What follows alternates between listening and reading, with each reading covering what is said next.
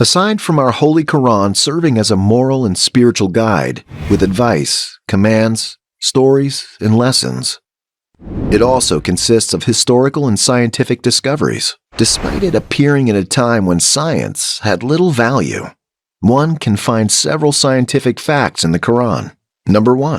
Spinning motions of stars. Allah tells us in Surah Yasin, وَكُلٌّ فِي فَلَكٍ يَسْبَحُونَ. And every one of them, meaning those celestial objects, the sun, the moon, the earth, and the rest of the objects in the solar system and in the universe, is in its own orbit swimming. If we read from beginning to end, and if we read it from the end to the beginning, it is exactly the same letters. So in this part of the ayah, that message is literally represented visually in order for us to see that floating and orbit and swimming with the letters themselves. So it's hard to describe. You can talk about specific techniques that are used in the Qur'an and so forth, but just like the fact that it's a book that I've spent hours and hours on, but there's still so much more, and I know that it's an ocean that I can keep diving into. That for me tells me that, you know, this can't just be, you know, any book, or it's not the word of.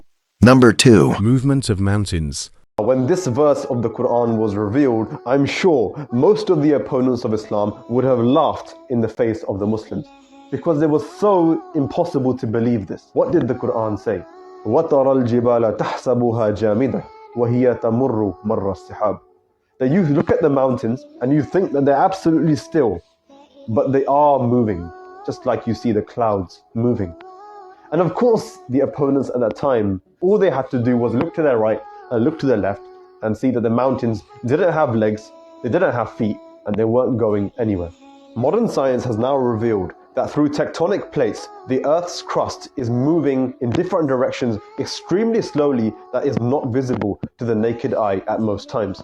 But now we can affirm that this verse of the Qur'an was in no way a mistake, but a veritable truth which has now been discovered for all of us to see.